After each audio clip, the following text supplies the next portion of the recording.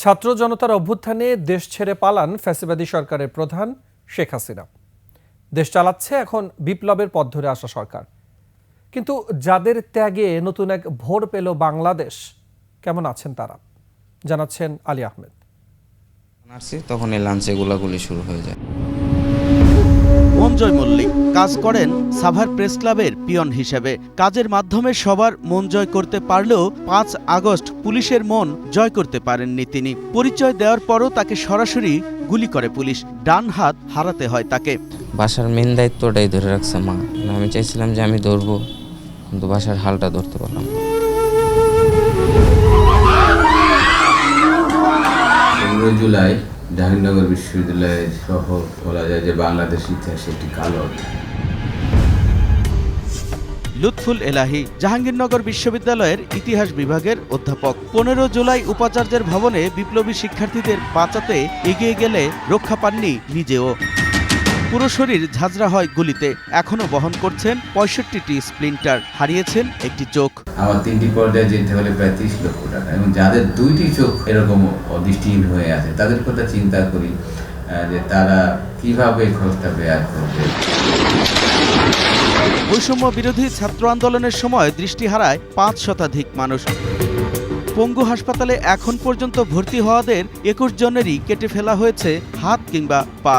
এখনও ভর্তি আছেন 81 জন। ঢাকা মেডিকেলেও চলছে বিপ্লবীদের চিকিৎসা। 13 নভেম্বর সুচিকিৎসার দাবিতে আন্দোলন করে নতুন ভোর আনার কারিগররা। কিন্তু এরপরও কি তারা সুচিকিৎসা পাচ্ছেন? আমার সংসারটা পুরো এলোমেলো হয়ে গেছে, আমি এখানে পড়ে আছি। এখন আর কেউ খবর নিতেছে না যে আমরা কিভাবে চলি, কিভাবে আছি। আমাদেরকে আপনারা কেন এত আশ্বাস দিচ্ছেন? সুচিকিৎসা বলতে কি বোঝায়? আন্দোলন ঘিরে রক্তপাত, লাশের সারি সহ নানান বিভৎসতায় ট্রমায় ভুগছেন 22,000 মানুষ। বিশেষজ্ঞরা বলছেন, যারা বিভিন্ন হাসপাতালে ভর্তি হয়ে চিকিৎসা নিচ্ছেন তাদের অন্তত 70% বিষণ্ণতা ও হতাশায় ভুগছেন। বিশেষ করে যাদের অঙ্গহানি হয়েছে তাদের অবস্থা ভয়াবহ।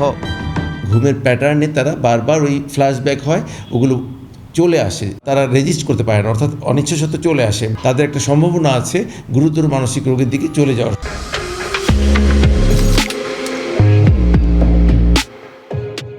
আর যারা শহীদ হয়েছেন তাদের স্বজনদের প্রতিটি দিন কাটছে হারানোর বেদনায়। আমার বাবার গুলিটা এখান থেকে লেগে পিছন থেকে বের হয়ে যায়। আমার একটাই সন্তান, আমার আর কোনো সন্তান নাই। শহীদ পরিবারের দাবি, গেজেট প্রকাশের মাধ্যমে স্বীকৃতি দেওয়া হোক বিপ্লবী বীরদের, বাড়ানো হোক আর্থিক অনুদানের পরিমাণ। এখন পর্যন্ত সরকারিভাবে আমার সন্তানেরা স্বীকৃত হয়নি যে তারা 24-এর শহীদ। এখন পর্যন্ত আপনার গেজেট প্রকাশিত হয়নি। শুধু আমার ছেলে না, যারা শহীদ হয়েছে স্বীকৃতি দেবে এবং রাষ্ট্রীয় মর্যাদা, এবং যারা আহত আছে তাদের দ্রুত চিকিৎসা, এটা আমি এক শহীদের পিতা হিসেবে আমার দাবি। জুলাই বিপ্লবে আহত ও শহীদ পরিবারের দেখভাল করতে গড়ে তোলা হয়েছে জুলাই শহীদ স্মৃতি ফাউন্ডেশন। প্রতিষ্ঠানটির সাধারণ সম্পাদক সার্জিস আলম বলেন, দ্রুত ও সঠিকভাবে অর্থ বন্টন করতে কাজ করছেন তারা। তাদের কাছে তো আমাদের ফান্ড বা সহযোগিতা পৌঁছাবে, এটা নিয়ে বিন্দুমাত্র সন্দেহ নেই। বরং আমাদের প্রত্যেক শহীদ পরিবার এবং আহতদের দৌড় গোড়ায় যেতে, তাদের যেন আমাদের কাছে আসতে না হয়। যে স্বপ্নে রক্ত দিয়েছে সাহসীরা, সেই স্বপ্নের দেশ গড়তে কাজ করতে হবে